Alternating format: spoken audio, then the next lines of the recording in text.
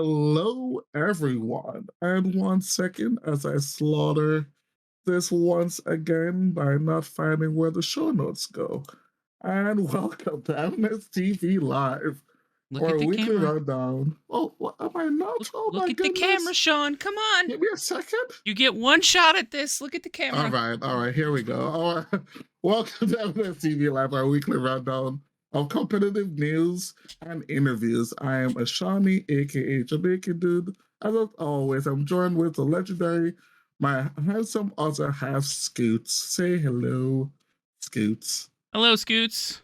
Cool. We'd like to thank our sponsors, the Epic Store, with whom this wouldn't be so amazing. If you're enjoying Eminence content I would like to see more, please consider subscribing here on Twitch. If you have Amazon Prime, you can subscribe to one channel a month for free. We'd love if you consider using that on us. The Eminence Marketplace is now live at eminencemarket.com, one word. There you'll find our latest merc. I don't know if Skills has his skill issue, Matt, but I don't. But you can find all those cool mercs, cool play mats there on the website. Of course I do, Sean. Of course I do. Okay, look at that plug. Well done, well done. And you can also, from the Eminence Marketplace, join our membership and our loyalty program, and even the Command Tower. You can do this all from the eminencemarket.com. Single player live is now live on the Command Tower version 1 point piece. Yeah, that's super dope. Excellent. And yeah. A thing that I need to tell you about is that EDH.events is currently in beta, but it does aim to catalog all cEDH and EDH events tied to the Command Tower software. Eminence profiles are part of Command Tower, and they're a competitive player profile that lists your wins and losses and ratios, etc., based on any event you have participated in that was run through the Command Tower software. So if you, say, brought Urza's Liberator Battle Thopter to a tournament in Buffalo over the weekend, and you had won it, you could show people your Eminence player profile to show them that you are indeed a very good player with a colorless Thopter, and you could prove it. That's what we want. I am excited that in doing this second half of the intro, I get to tell you about some important Eminence dates and info, because as you know, I am a machine that regurgitates Eminence news. We have CCU 2, June 3rd and 4th in Los Angeles, California. That's right. Cash Cards Unlimited Tournament 2. Extremely, extremely excited for that to happen. I am hoping that I will be able to make it out there, but I cannot guarantee. I am super excited that it is going to happen. We are so grateful and so excited to be partnering with Cash Cards Unlimited for this second tournament.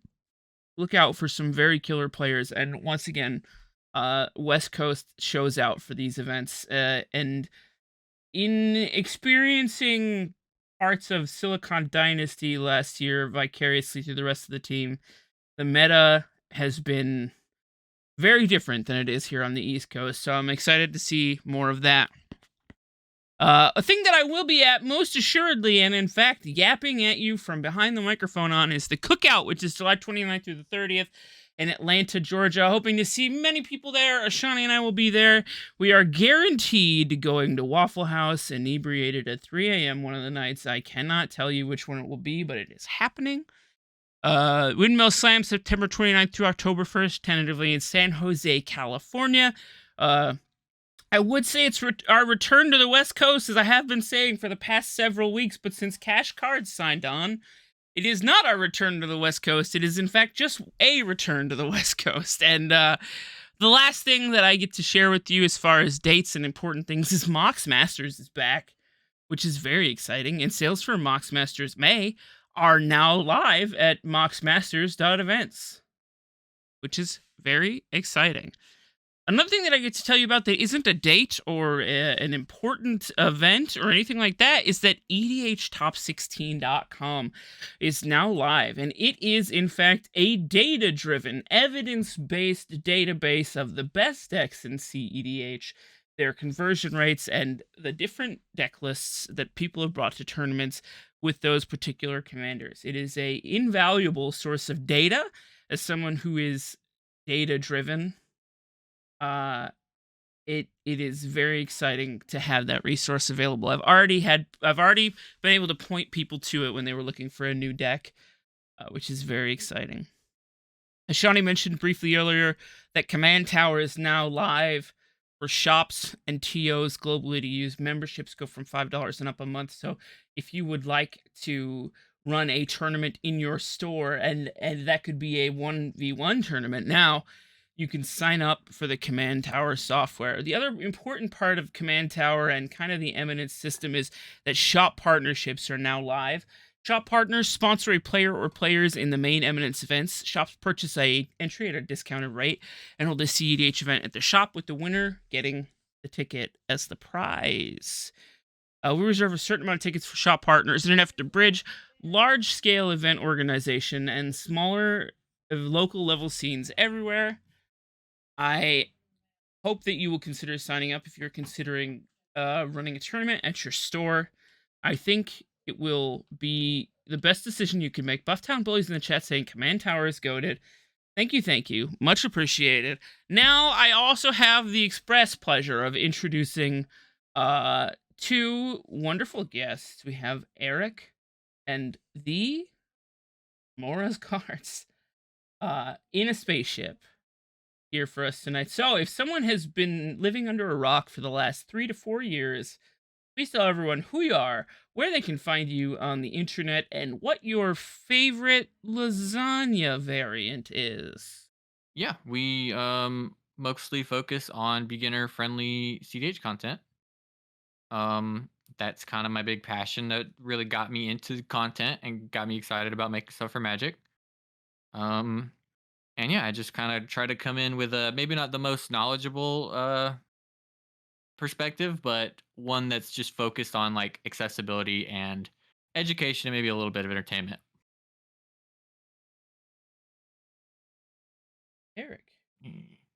Hi, my name is Eric Taylor. I'm a deck database author for a Corval deck. I'm on Twitter. Basically, I got into this space because I really enjoyed 60 card formats, but I ultimately grown tired of that and wanted to still play Magic. And what better way to play Magic than Commander with your friends? And then that competitive streak was still in me. So I got into cEDH roughly about 2018. I've been playing the format since then. Played the format actually quite a long time ago and didn't realize I was playing that. It was with Bryant's Pile of Broken. Didn't even know what that was then, but played Magic since 1998, and I'm a co-host with Matthew on the Learning CDH podcast. Excellent. And my favorite lasagna, Yeah. I just like a good classic lasagna. I'm not really fancy. I like a mid-range tier lasagna. Okay, a mid-tier lasagna lover in the flesh. I get it. I understand. I respect that. I respect that. I am part Italian, and the secret family recipe is closely guarded, but I do agree that a traditional lasagna is the best lasagna. You know, interestingly, you've been playing Magic. I don't want to make you feel old here or anything, but you've been playing Magic since I was 9 years old. I just wanted you to know that right off the bat. I think you've been playing Magic since Ashani was born, a wee baby. He's a little baby man. He's barely 20. No, he's like 30, 33 or something, but that's not important. Thank you so much for joining us. I think Matthew's camera is put, and that is okay. These I got things it. happen. I got it back. Okay. All right. Let's see what we got. Boop. And uh, there it is. We did it. Excellent. So the first thing I wanted to ask you is, can you tell us a little bit about the podcast, and also what platforms it's available on for people to go find, and give us the elevator pitch on the podcast. Okay, yeah. It should be, at least to my knowledge, it should be available just about anywhere you find podcasts. in audio form anywhere. If you view or you listen to podcasts somewhere and it's not, please let me know and I'll try to get it over there. But I try to focus on like the YouTube part of it because we're so pretty, and I just Yeah. I'm I'm better at video editing than I am talking, so try to focus on that. But Oh, you're doing yeah, great. it's supposed to be ideally it's a podcast that you can just start at the beginning and work your way through CDH. So we started like the basics in episode 1 of just what this even is, why you might want to play it, what's good about CDH, what you might not like, but just telling you what, the basics that you need to know.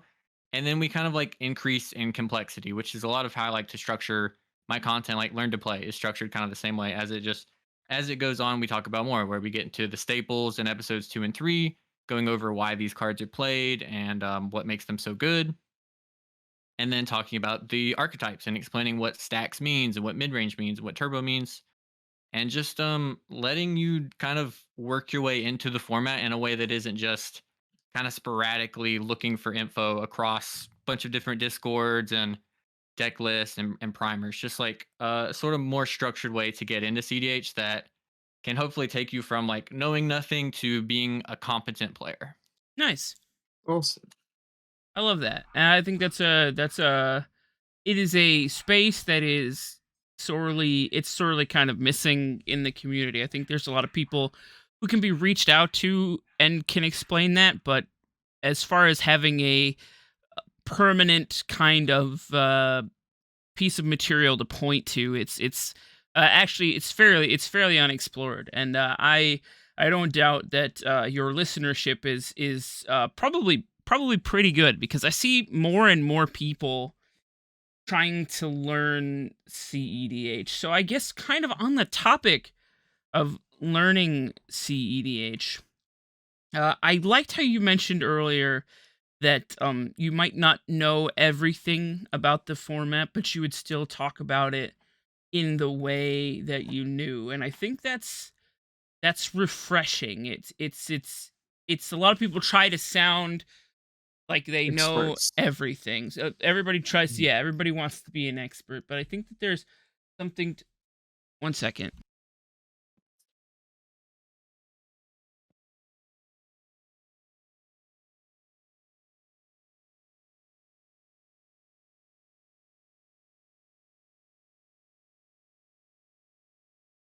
We have a busy home here. If you can excuse me for 1 second, Shawnee, please be personable and fun for a minute. I'll be right back.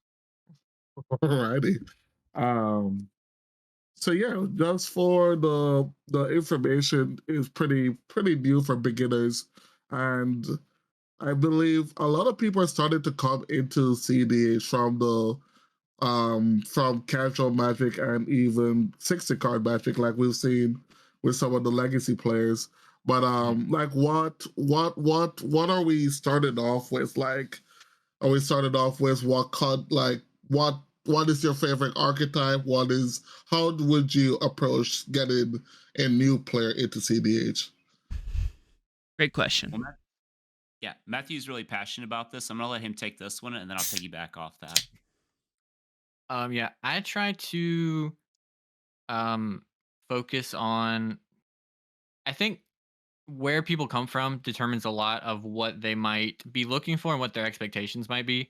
I think a legacy player is going to be more comfortable coming into CDH in a lot of regard, like the technical regards Mhm. of the format and what they can expect, and the card pool especially, um, than like a casual commander player. But a casual commander player probably has a better understanding of table politics and some of the like if you're really into casual, you might already be pretty good at understanding a table and like threat assessment, even better than like a competitive player, because you don't really have to threat assess in 1v1 magic um in that same type of way.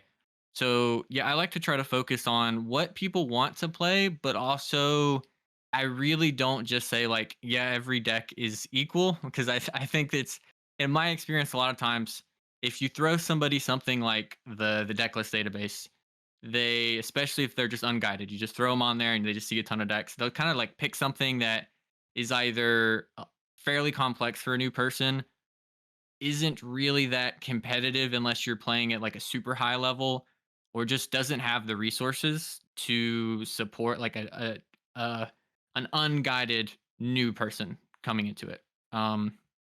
So I try to like focus in on like, with me, I have learned to play videos that I can point people to. So that makes it a lot easier to just say like, hey, I don't know how to play Winota, but I got comedian to come and in like 10 minutes explain a lot of what you need to know. And if that isn't good enough for you, then there's this, this, and this that you can follow. So like I tend to think of decks as in like sort of combat focused, like typical Magic, like Yuriko, or to an extent Winota. I think are both things I would give to somebody who's accustomed to what we might call fair Magic. Okay. Um, combo-y, like legacy type. Like if you're somebody like you're an Epic Storm fan, you can kind of find your way into a combo deck. You don't need a lot of guidance from me. Um, so just letting those players know, hey, these are the perceived good decks. These are the ones that combo, blah blah blah. That's usually enough for those types of players. Um, and then I tend to sort of skew away from like just go play blue farm because it's good, because I think there's a level of complexity to four color piles that a lot of people kind of look over. Especially with tutoring, I think it takes a lot of like, and pivoting takes a lot of skill that gets overlooked from people who are like really established in the format. So I try to go away from those a bit, but I think to like decks like Najila are also like, they do the fair game plan, and also if you're Stormy, you can pick it up and do the no bad cards thing. Um, so yeah, I kind of get an idea of what people play and then point them into like what I would consider a pretty small camp of decks that I think are both viable but also approachable. I think that's really I think it's really important, like you mentioned, to be cognizant of what people are good at and what people enjoy when you go for a deck recommendation. I know in the past it was play Thrasios and Timna or play Blue Farm, and then I've had people just not enjoy those and stop playing cEDH. So to be like Mhm. cognizant of who you're talking to is really good, really important. I never before we go to I never thought about when you said like four color decks are so difficult to play, and I've just realized like just fetching, finding the right colors to Yeah, play your Mhm. spells is a big thing. Because that's kind of always been the debate with like all the Najila, like the Super Najila mains, yeah. where like the meta is so bad in Najila to make sure all the cards in your hand are castable. Yeah, that's a very solid point to I make sure just fetching and five color decks. Four or five color decks are very difficult to play. Yeah, there is like a level of complexity to having to tutor A plus Bs. I played Blue Farm to see what all the hubbub was about last year, and I lost so many games because my mana was so bad. I'm just Yeah. not used to like I'm not used to Mm. playing the deck. I think there is like a level of learning, even though people say, "Oh, take Blue Farm, win every game." Like it's not as cut and dry as it seems. Yeah. Eric, Yeah. you were gonna expound on what Matthew said, so I'd love to.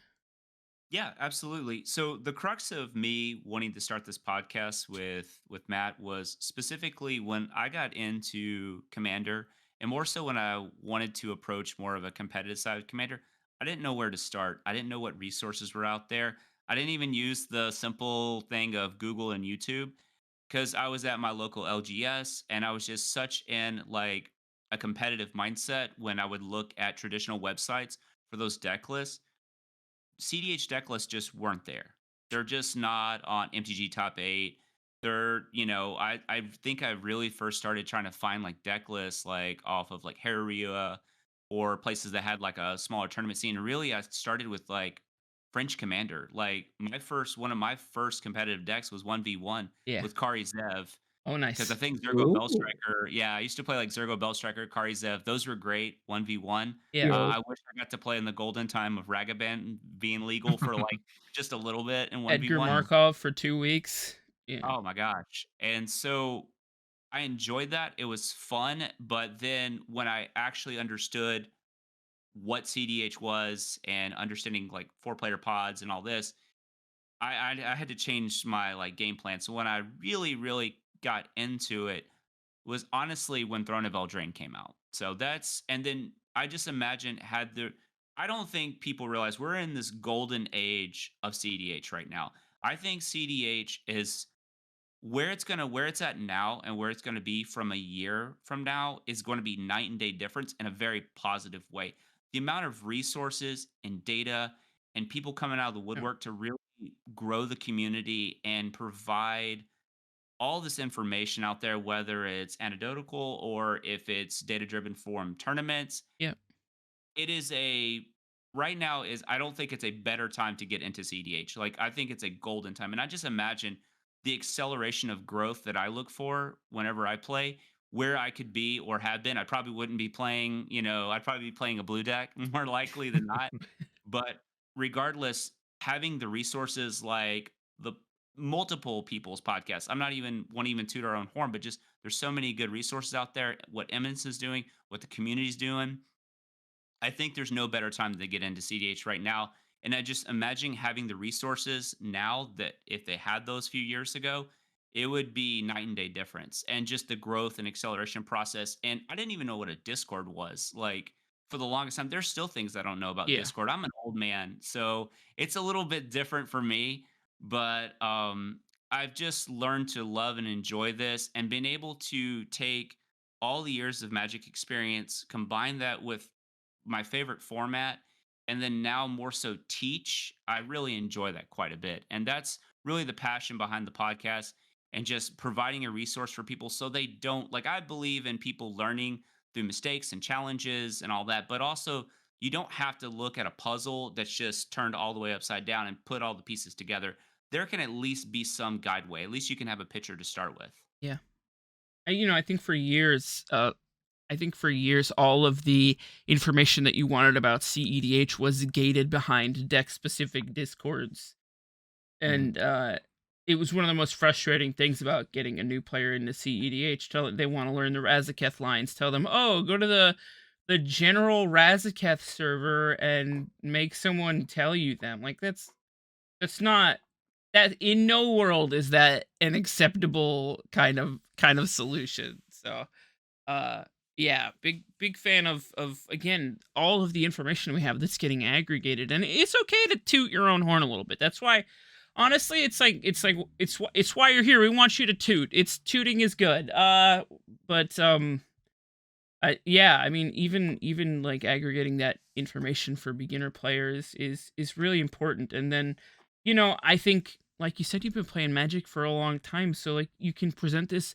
information to newer players. But I definitely think that there's a lot to be gleaned by people who think that they're good at the format too, right? Like there's room for the longtime players to really eat up this information. You might not be as perfect as you think, right? So if you have a perspective from someone who's been playing Magic since 1998, on top of the perspective of someone who really loves to teach, it's like kind of the best of both worlds situation. So I really respect what y'all are doing. It's so important. It's like it's really important work, and it's nice to have a place to point people again, which is cool.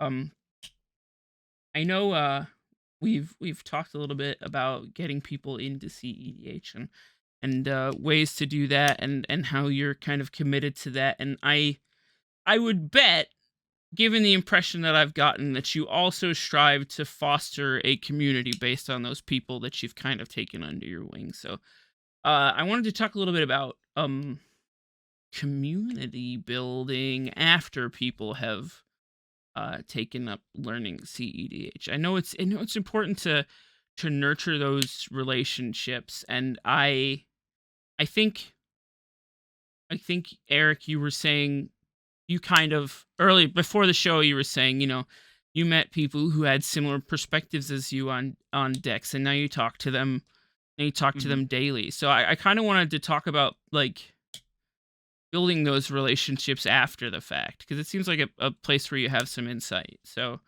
um when you rope someone in, how do you keep them locked? How do you keep them locked to that channel? How do you keep them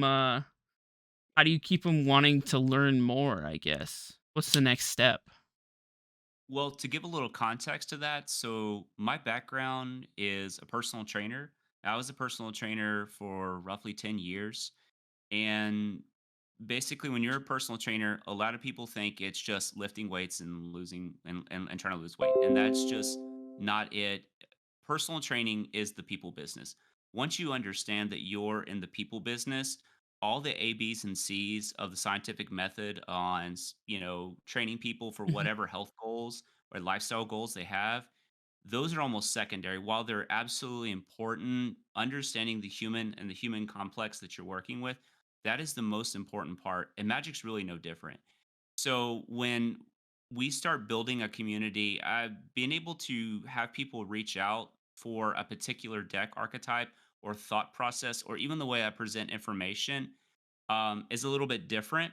And so when I work with somebody or talk with somebody who's reached out to me because of the podcast with Matthew, it is first off, it's really humbling because they don't know who I am. Like they don't most people have no idea who I am, but having somebody be able to see the message or the context that I'm trying to bring out and the way I speak and the way I carry myself, that means a lot because that means I'm doing the right thing because I'm drawing people in. And just being able to work with people hand in hand, spending time with them. So, first things, I always just ask about them as a person, nothing about magic. I want to know the person and whatever they want to share with me. They don't have to, they can only share, they can share what they'd like to share. So I just treat it just like if I'm basically doing a write up for somebody's personal training. I want to get to know the human that I'm working with. I want to know what they do for a living. I want to know what their stress levels are like. I want to know about the person that I'm about to speak with. So once I understand that, I can essentially build a program on how to basically speak with them, work with them, find out what decks we're trying to troubleshoot, find out what information we can get to them, the reasoning behind card selection, those type of things. And then that right there, by putting that time and investment into a person, you make them feel like they're the most important person in the world. And to me, that's a big part of how to build a community. It's really hard because gaming abroad is such a large, vast, system. So being able to take somebody essentially out of the ether and make them feel like you're putting time and effort into it, because I don't know necessarily what I'm talking about in terms of like cEDH. I'm just a person speaking on a microphone. But whenever I'm with somebody, it's my responsibility and due diligence to work with them and give them the best information, whatever that may be, whether it's working with a deck or just communicating with them. Mhm. Being able to build and foster relationships literally out of thin air is absolutely wild. Like, I can't praise how excited I am about the cookout because I have so many people that I can't wait to see in person for that. That is not too Mm. far. I live in Tennessee. So Atlanta's just a stone throw away. And I'm really excited to see these people that I've communicated anywhere from people who have really big channels to people who barely even know me, who people live a state over. That's community. And I think really when you actually understand what community and what Magic the Gathering is, and you combine the two and you actually put the gathering back into it, whether that's digital or in person, I think that's how you foster and grow a community. I was telling someone today that the kind of online Magic the Gathering community has kind of, I think it's soured people on the idea of the gathering, but when you meet someone face to face, like when you interact with someone online every day and then you meet them face to face, it's such a strong experience. Like having like Bryant just talked in the chat, so I'll mention Bryant. Having Bryant lives like a town over from me, and I didn't meet him until Punt City 2 in Philadelphia. But we interacted online, and then meeting in person. It was so nice to like to put a face to the name and to talk in person. I think the gathering is so important, and now that things are opening up a little bit more, I'm super excited for more gathering and more community building. Absolutely. The cookout is I think we will meet at the cookout. I'd love to say hi, maybe have you in the booth for a second. I'll be there. Yeah, that's gonna be my first big event as well. I'm super hyped for it. Heck yeah. What are you playing? I'll give out the You don't secret. you don't have to tell me Like, on air. You No, don't there have you to go. tell There me. you no, go. I've been very publicly playing a lot of Rogsai. Yeah. Um, so probably that. Even I hated the deck at first, but I acknowledged that I was being terrible when I was playing it. Mm-hmm. Um, and then just kind of like adjusting my approach, trying to learn a bit and like reevaluate what I was doing. Because I think I really, if I wasn't the way I was, I would have been tempted to just be like frustrated with it and quit playing it just because I was just getting beat up so much. Yeah. Um, but I've gone back to it and I've adjusted a little bit. I'm like a couple cards off of Bryant's list where I'm running a slightly mid-rangier version, I guess you'd say. But Mhm.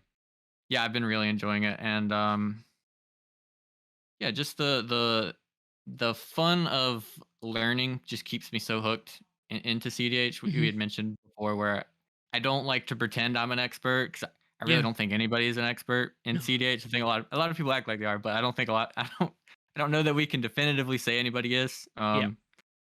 But and I if you watch a lot of especially the shorter form content, I'll talk about how just like the best skill you can have in this format by far is being good at learning or just being excited about learning, like being willing to just get your teeth kicked in with Rogsai because you're keeping bad hands, and understanding that you're doing that and Yeah. accepting like, you know what, this is my fault, and then trying to get better, and then just getting lucky, as Eric will attest to, as I keep Yeah. playing against Luck is him in important. our double Rogsai pods against Corval. Just keep getting lucky.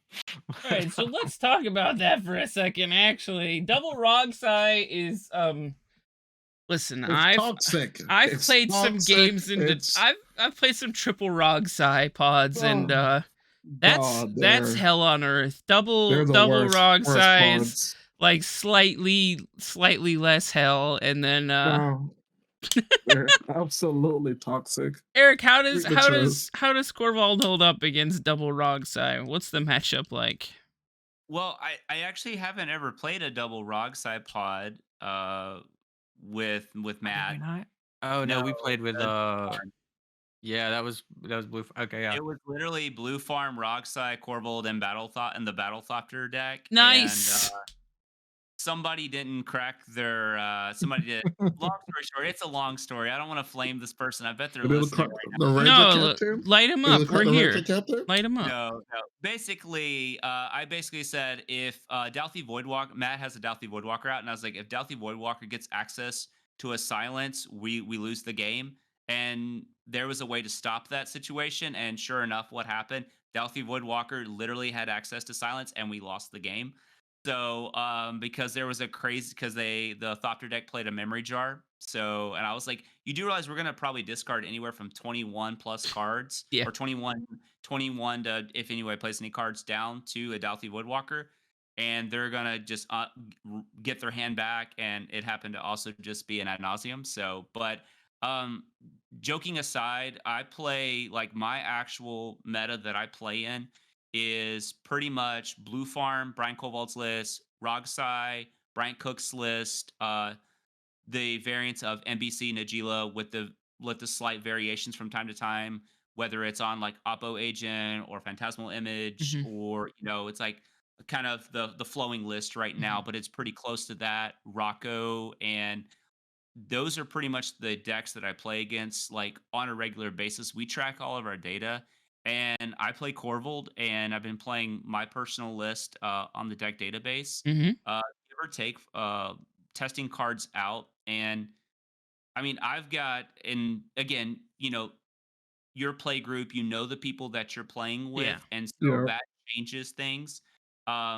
Since I don't really have blue cards, I do a lot of talking during the game to make sure people don't counter the wrong cards or make a play that's detrimental to the table. We play tournament rules, we play 90-minute timers. So we're very much into that so we can log all of our data on a spreadsheet. And right now, I'm just in the past few weeks, I'm probably overall in our pod, I'm like about 14, 4, and 1 with Corvold. And my Corvold deck looks quite a bit different than the traditional Corvold decks that we've seen over the years. Mhm. That's So impressive. That's impressive. yeah, just understanding like the pivot points and the pressure points of like what the deck can do and its limitations. Once you understand a deck's limitations, then some games you're just going to lose. Sometimes turn two Thassa's Oracle happens. I'm not going to chalk that up to the deck being bad or not approachable. And I'm just like, that's just part of Magic. You're not going to win every game, and that's Yeah. okay. And playing in those pods, it took a little bit to configure and work around, and then come to some different conclusions. Um, the history of Corval's kind of started off with the food chain. It kind of was the successor to Prosh. That's where I started. And then when Braden's list came out, the Treasure Storm list, Mhm. I hopped right on that. I loved it. I thought it was absolutely a blast. And I was wild because that was during Hull Breacher, which is Yeah. wild. That deck was like pretty good. But once I kind of started playing with the deck, I was able to play. And one thing I didn't do, I didn't take Braden's list and start moving cards around. I was like, I'm going to play this deck exactly the way it is. And I want at least 200 games under my Mhm. belt with it. So once I didn't change anything, I understood the philosophy of the deck. Mhm. I absorbed every piece of content I could. I looked at other deck lists. I know Coco's deck list was on the database, and it was the bad version, just mostly focused on Breach, Ad Nauseam, and Dockside. Mhm. And then once I understood there's these two philosophies, while they seeming similar decks, they play a little bit differently. Strixhaven came out, and I started playing Wither Chain because Mhm. Wither Chain gave the deck an actual A plus B alongside of Dualcaster Twin Flame. And I really worked hard, and that's when I came up with the Mad King, which originally stood for the Magecraft Ad Nauseam Dockside. In reality, what the Mad King evolved into is more of a mid-range version of Corvold, but it's never a perfect 99. I don't believe there's such a perfect 99. No. So it's a deck that is ever fluid based on tournament results, and I build my deck for tournament metas. So I see Mhm. cards like Fire Covenant that's on my list, and I took two schools of philosophy. I took Brian Cook's philosophy that kind of exploded onto the scene last year with like the talismans, kind of the high mana approach, lower land count decks. And then I took more so of the Brian Koval's thought process. So I build for this floor, not necessarily the ceiling. Corvold's got dockside. That's your ceiling. Like doing the dockside stuff is your ceiling. But I need the deck to function when dockside doesn't Yeah. function. And because sometimes in the earlier rounds of tournaments, you play against Collector Oof and those type of cards, and you just play against something unexpected. So, do I have the answers to that, or do I just fold? So, because you're not always going to be in those kind of situations. So that's how I built the deck. I built the deck to have Brian's more good. of a good cards approach. So we're on like Douthie Voidwalker, Opposition Agent, Mhm. Professional Facebreaker, Grim Hireling, because Facebreaker aside, those cards are inherently very good Magic cards. And sometimes you just got to play good cards. When you look at a lot of these Yeah. good decks, every deck has good cards. So why aren't we? We need to change the philosophy. I thought we needed to change the philosophy so the deck just isn't a bunch of stuff like crop rotations and those type of cards. And those cards have their place in certain lists, but Yeah. that's how I Mhm. approach the deck, and it's been really successful so far. And it's tinkering 1 to 2, 3 cards at a time, just based on the current meta. Mhm. Uh, You're hurting my soul, but I I'm respect your required opinions. I'm required, by the way, to say that whenever someone says that Brian Cook thought of talismans and two mana lands, I'm required to say that that was Mikey and Brian stole it. Uh Oh yes. yeah, Okay. I have to say that. It's part of my job description. I'm sorry. No, understood. But Yeah. that's to be fair. Is I also so when I first started learning about a lot of this, I listened to Drake Sasser. I listened to Mikey. Yeah. Like while they not inherently all work together, I kind of view those people as really parts of the format where I want to listen to these people Yeah. because they know more than me. So I need to listen to people and just take that advice, apply it with like kind of a scientific method approach. And so I kind of give it's more so give everyone credit on that, but Yeah. No. that's where that philosophy That's came from. I was mostly being jocular. But yeah, there is this idea. And I really like that you touched on it. There's this thing that I think new players need to understand, and it's that you should never claim to be the smartest person in the room. There's always someone you can learn from, and B, acknowledge that your way of thinking that you're subscribing to at the top of things is not necessarily the only way of thinking on an issue. There's so much like what's the term I'm looking for? Kind of like divergent evolution. You start with the same base, and then one person takes this package and goes this way, and you take this package and then go this way, and then at the end, if you're both paying attention, if you're both really, really wanting to maximize the potential of the deck, you take the best parts from this one and the best parts of this one, and you make them the same deck. You mush them all together. It's important to be wrong sometimes. Is I guess Yep. what I'm saying. 100%. Yeah, it's important to just accept that you could be wrong and try other things. I mean, again, there is an element of science to it, right? And the other thing is, I really liked how you mentioned that you wanted to have 200 games or so on the list before you made any changes, because I find that when you're Brian is needling me in the chat right now. I find that when you're oh my god, he got me really good. I'm frazzled. I can't even remember what I was gonna say. He's zinged me. Oh my god. Right, that's so mean.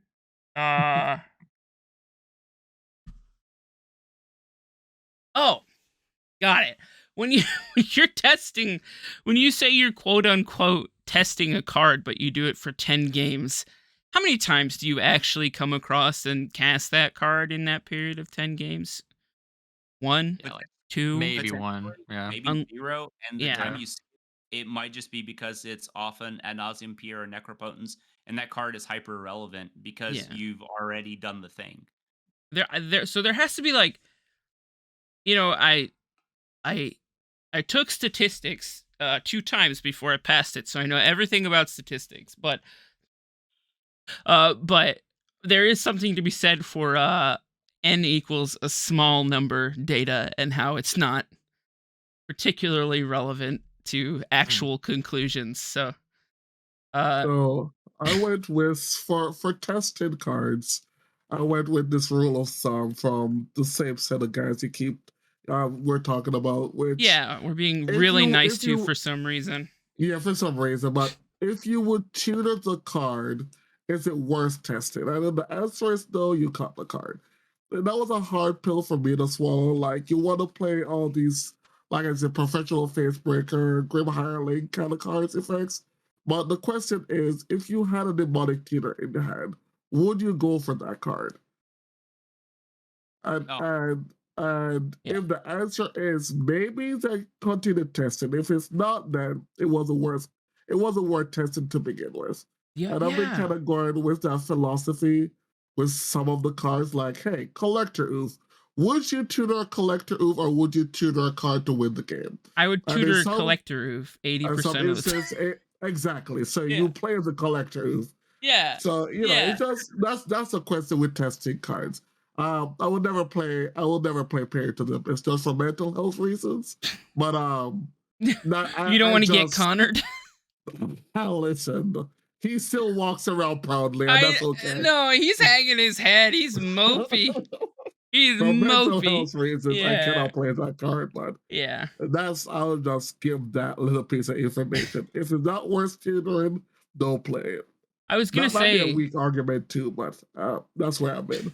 yeah, yeah. I was gonna say the other thing is, I feel like if you're testing a card and you are firing off a tutor to go get it, you are skewing your data.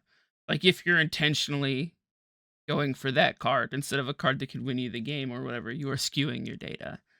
And I think people overwhelming will be like, oh, I'm gonna demonic tutor for this card that I'm testing, and then lose the game on the next turn because I should have just saved my mana for counter spells. Like, I've seen that happen.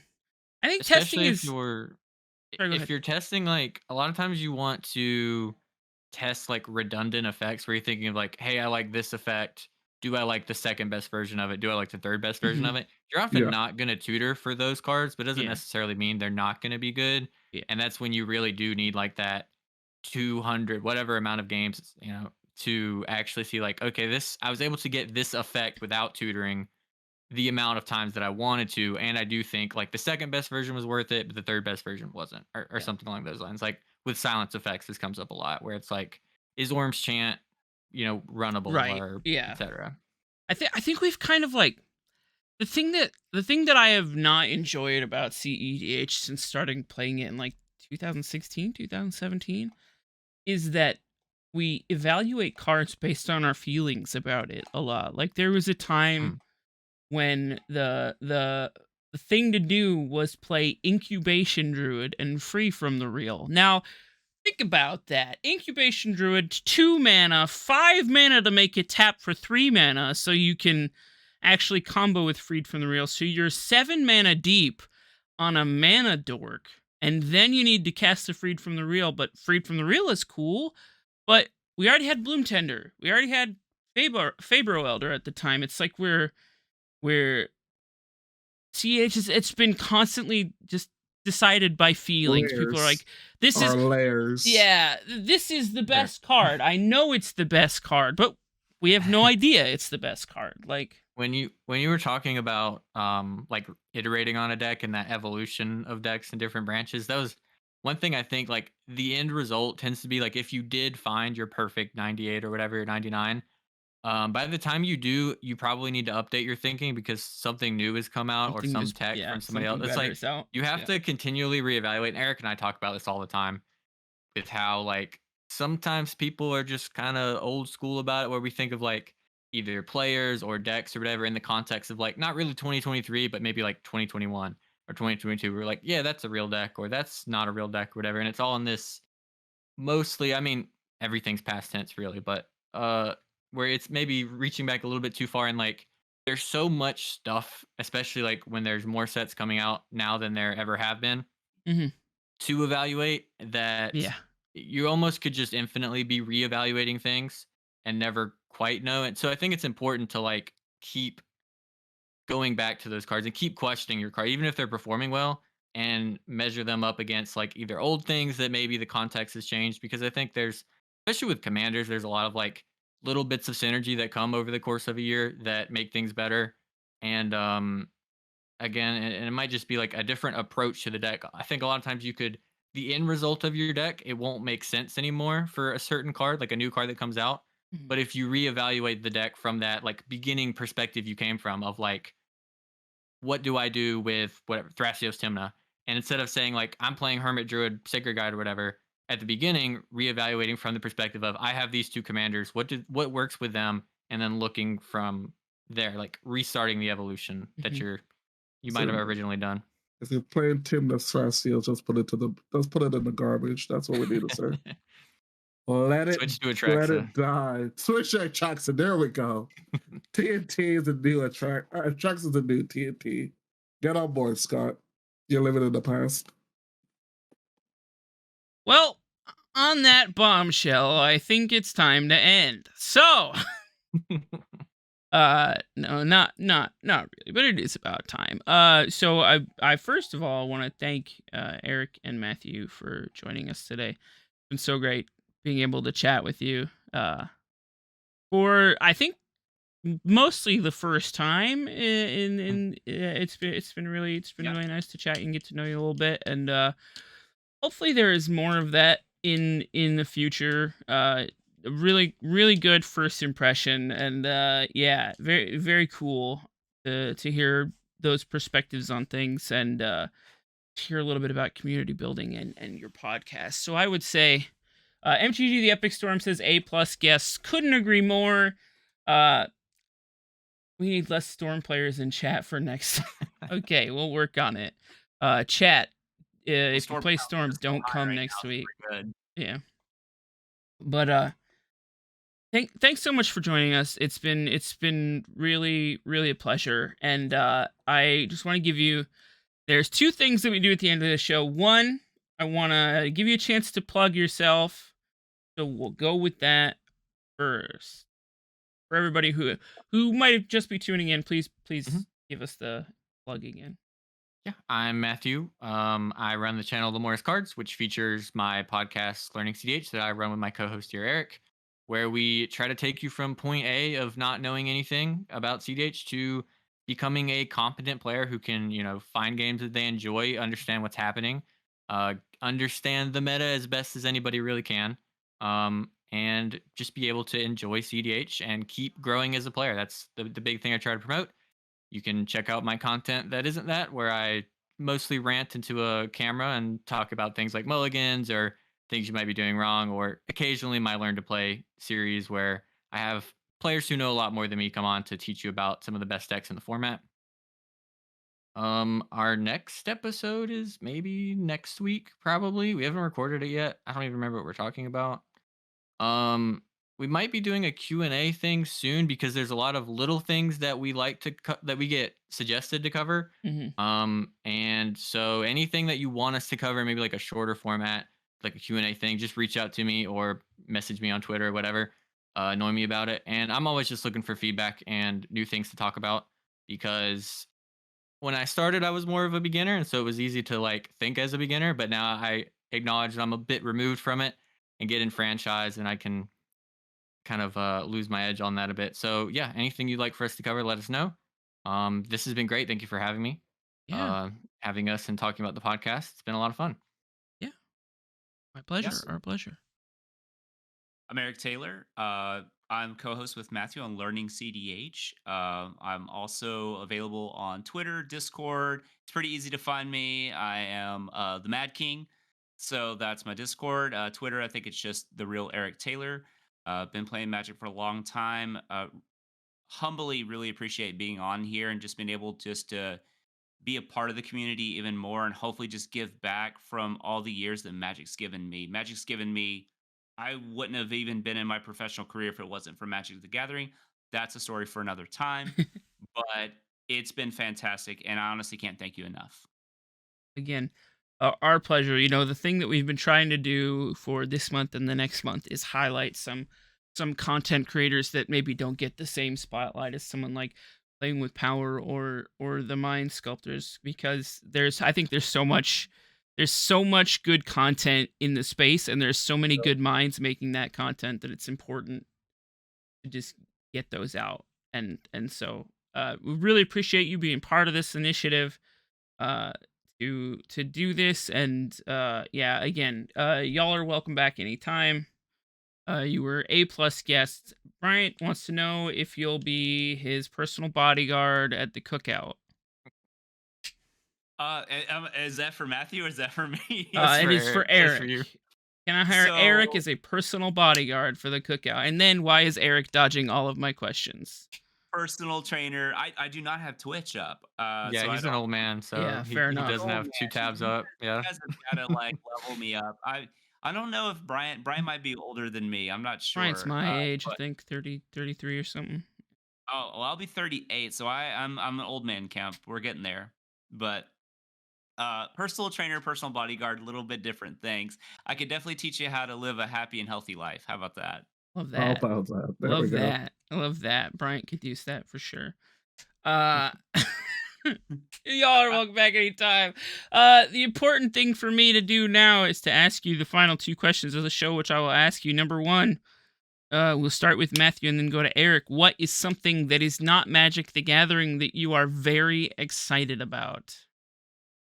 Well, I used to be a horror channel Hmm. also, so and that's probably I'm starting up a new one. For all the people who missed Lemora's Cards and Horrors, the 25 or so people who saw that. So horror movies is a big one. I'm super hyped for the new Evil Dead. We're rewatching all of them and going to see it soon. So yeah, horror content that might be something you see on a second channel of mine, and that's also Sweet. part that and Corvold is how Eric and I started talking. So Nice. and led to this podcast. Nice. Eric, what you So got for us? something that's not Magic the Gathering related. Just something really fun. I enjoy fishing, hiking, rock climbing. Do a lot of outdoor activities. Hmm. That's pretty much me in a nutshell. I'm an amalgam of a personality. I love gaming. I love the outside. I love a good fine wine, but also enjoy cooking. So I try to hit all genres under the sun, and I love dinosaurs.